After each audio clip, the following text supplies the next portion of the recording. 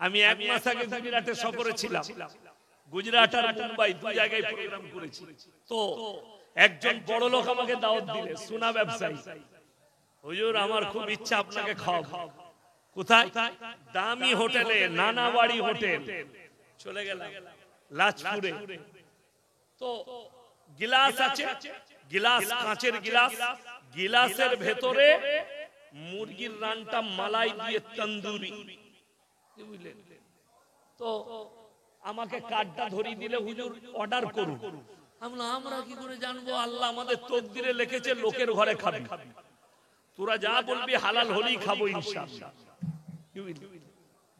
আল্লাহর শুকর আদায় করলাম, আল্লাহ পয়সা দিয়ে এই হোটেলে খাবার যোগ্যতা নাই, রুজি তুমি মেপেছো, রুজি তুমি মেপেছো। হিসেব করে দেখুন, একটা ইমাম 5,000 10,000 বেতন পায়, তাকে কোনোদিন লটারি কাটতে হয় না। আপনি 50,000 টাকা বেতন পান, আপনি 20,000 টাকা রোজগার করেন, আপনাকে লটারি কাটতে হচ্ছে, তার মানে আল্লাহ আপনার প্রতি নারাজ। আপনার কি মনে হচ্ছে যাদের পয়সা বেশি আছে তারা ভালো মন্দ খায়? যদি এটা সত্য হয়, তাহলে আমাদের দেশের সব থেকে বড় লোক হচ্ছে মুকেশ আম্বানি। সে মনে হয় সোনার মুরগি খায়। সোনার মুরগি খাওয়া যাবে? যদি কেউ বলে খাওয়া যাবে, সে পাগল। সোনার খাসি খাওয়া যাবে না। সোনার মুরগি তৈরি করা হবে আলমারিতে রাখার জন্য, খাবার জন্য। আপনি আমাদেরকে আজকে দেশি মুরগি খাওয়ান বাবুরা, কি বুঝলেন? আমরা যে দেশি মুরগিটা গ্রামের মানুষ খেতে পাচ্ছেন, বোম্বের লোক সেটা পাই না। ওরা লাল মুরগি খাচ্ছে, বলছে यही देसी है। আমি বললাম अरे यार ये हमारे गांव में विदेशी है और तुम देसी समझते हो इसको। ওরা ওইটাকেই দেশি বলে খাচ্ছে। আর আল্লাহ আপনাকে ন্যাচারালি ঘাস খাওয়া, মাঠে চড়া একটা মুরগি পাচ্ছে, খেতে পাচ্ছে। তো রুজি আল্লাহ মাপে। রুজির মালিক সকলে বলুন কে? রুজির মালিক হচ্ছেন আল্লাহ। আল্লাহ মাপবেন। একটা গরিব, একটা ভিখারি ভিক্ষা করে খায়, তার প্লেটেও আল্লাহ বিরিয়ানি দিতে পারে, তার প্লেটেও মুরগা মুসাল্লাম দিতে পারে। এটা আল্লাহর তরফ থেকে আপনি অনুভবই করতে পারবেন না যে যদি মানুষ আল্লাহকে রুজির মালিক বিশ্বাস করে, তাইলে আল্লাহ কিভাবে রুজি দান করতে পারে। আমাদের সমাজে কিন্তু সব থেকে কম বেতন কার? ইমামদের। সব থেকে ভালো খাবার কার? ইমামদের। আমার মাদ্রাসায় আমার বেতন 11,000, কিন্তু আমি এলাম, আমার সামনে খানা, নাস্তা, দেশি মুরগি, মাছ চাই না, চলে আসে। আমি এক মাস আগে গুজরাটে সফরে ছিলাম। গুজরাট আর মুম্বাই দুই জায়গায় প্রোগ্রাম করেছি।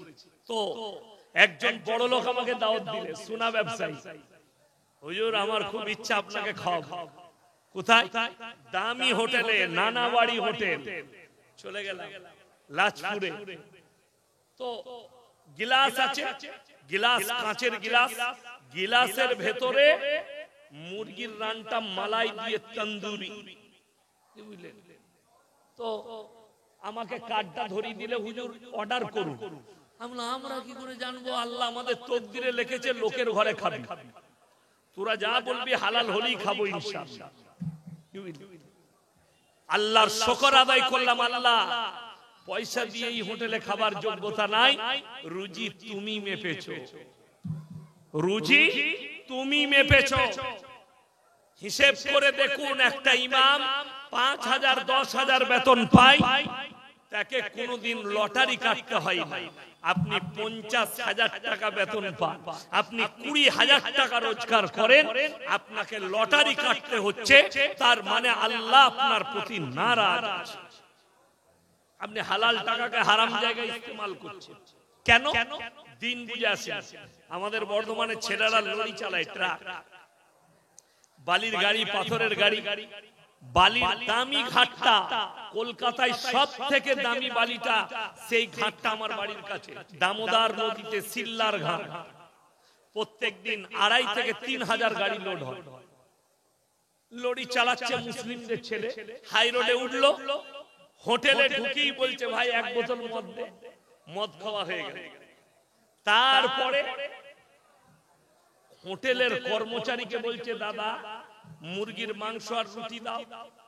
বেচারা মুরগির মাংস আর রুটি এনেছে। তখন জিজ্ঞেস করছে মুরগিটা জবাই না কাটা? মার হারামখোরকে জুতো করে। আচ্ছা, যে লোকটা মদ খেলো তার জন্য কাটা গোটা থেকে লাভ আছে? শুনেলেন? আপনি বলেন না যে আমি দোয়া করছি বলি সাহেব দোয়া কবুল হচ্ছে না। দোয়া কবুলিয়াতের জন্য হাদিসে কোরআনে প্রথম যে শর্ত আছে সেটা হচ্ছে হালাল খাবার, হালাল রিজক, তবে আপনার দোয়া কবুল হবে, না হলে হবে না।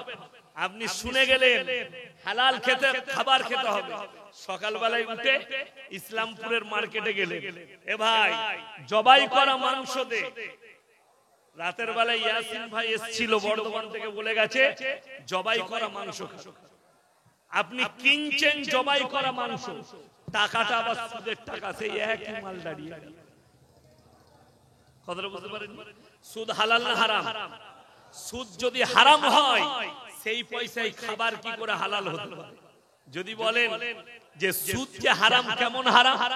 আমার আল্লাহ কোরআনে বললেন ওয়াহাল্লাল্লাহুল বাইয়া ওয়া হারামার রিবা। হে আমার নবী, তোমাদের জন্য ব্যবসাকে হালাল করেছি এবং সুদকে আমি আল্লাহ হারাম করেছি। আমার নবী বিশ্ব নবী বললেন, হাদিস বর্ণনা করলেন, হে আমার সাহাবীরা শোনো, কেউ যদি 1 টাকা সুদ খায় নিজের মায়ের সঙ্গে 36 বার জিনা করার সমান পাপ হবে।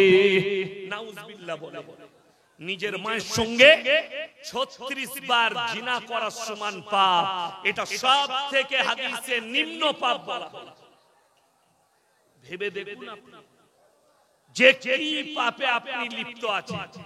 আজকে মুসলমান সুদ খায় হেসে, আবার কেউ কেউ আছে আমাদের মতো মৌলবীদিকে দেখলে বলে ইংরেজিতে বল ইন্টেস্ট, ওরা বুঝতে পারবে না।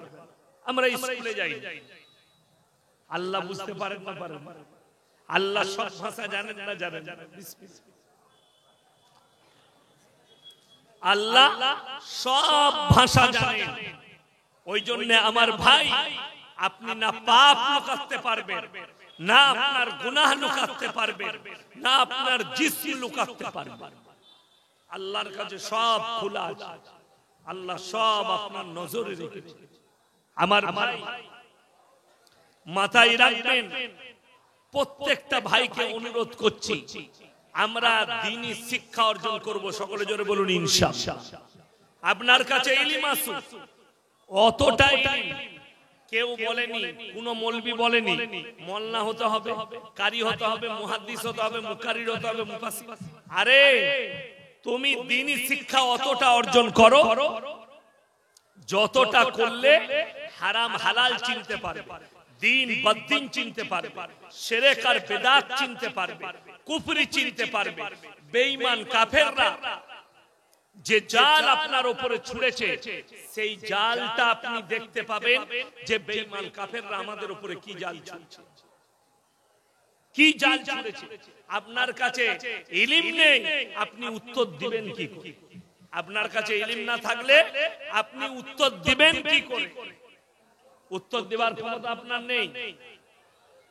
ওই জন্য আমার ভাই, বোম্বেতে বলুন, দিল্লিতে বলুন, গুজরাটে বলুন, কে নবীজিকে গালি দিচ্ছে শুনেলেন?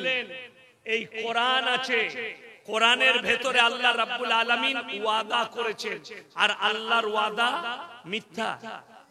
জোরে বলুন সত্য। আল্লাহর ওয়াদা সত্য। কেন? আল্লাহ কোরআনে বলেছেন ওয়ালান তাজিদা লিসুন্নাতিল্লাহি তাবদীলা। কিয়ামত পর্যন্ত আমার বিধানে একটা জের জবরকে পরিবর্তন করার ক্ষমতা পৃথিবীর কোন শক্তির নাই। জোরে বলুন সুবহানাল্লাহ। কোরআন আল্লাহ অবতীর্ণ করেছেন। কোরআনের ভেতরে আছে ইন্না নাহনু নাযালনা যিকরা ওয়া ইন্না লাহুল হাফিজুন। আমি আল্লাহ রাব্বুল আলামিন এই কোরআনকে অবতীর্ণ করিলাম, আর এই কোরআনের হেফাজতের দায়িত্ব আমি আল্লাহ নিজে নিয়েছি। জোরে বলুন না সুবহানাল্লাহ। কেমন করে? আপনি মনে করেন না এই কাগজের মধ্যে কোরআনটা হেফাজত আছে? আপনি মনে করবেন না জুজদানে লেপটিয়ে কোরআনকে বাড়ির মধ্যে রেখেছেন, আপনি হেফাজত করেছেন। আমার আল্লাহ দায়িত্ব নিয়েছে। একটা হাফিজে কোরআন যার সিনের মধ্যে আল্লাহ 30 পারা কোরআনকে গেঁথে দিয়েছে। আমি দুঃখিত হয়েছি একটা ভিডিও দেখে। কার? আমাদের ভারতের এক রাজ্যের এক মুখ্যমন্ত্রী, আমাদের পার্শ্ববর্তী রাজ্য আসাম, আসামের মুখ্যমন্ত্রী হিমন্ত বিশ্ব শর্মাজি, তিনি মিডিয়ার সামনে বলেছেন যে मैं चाहता हूं इस्लाम मिट जानी चाहिए, করুণা की तरह मिट जानी चाहिए। কে বলছেন? একজন মুখ্যমন্ত্রী। তিনি বলছেন इस्लाम मिट जानी चाहिए, करुणा की तरह मिट जानी चाहिए। मेरे दोस्त, आप सीएम हैं, थोड़ा दिमाग से बात कीजिए। और मुझे पता भी नहीं आप स्कूल गए कि आप कह रहे हैं कि इस्लाम मिट जानी चाहिए। ये मेरा बात नहीं है, जरा मीडिया उठा के देख लो। आज तक का एक एंकर है जिसका नाम है सुधीर चौधरी। एक बाबा को बुलाया, बाबा का नाम है बागेश्वर धाम बाबा, और उनसे पूछा कि बाबा मैं आपको एक आंकड़ा बता रहा। कौन सी आंकड़ा? बोले 2015 से 2021 तक का एक आंकड़ा। क्या आंकड़ा है? बोले देख लीजिए, दूसरे धर्म से कितने लोगों ने इस्लाम को अपनाया हिंदुस्तान में। तो वही मीडिया वाला তিনি প্রুফ দিচ্ছেন 13 লাখ लोगों ने इस्लाम को अपनाया। जोरे बोलूं सुभान।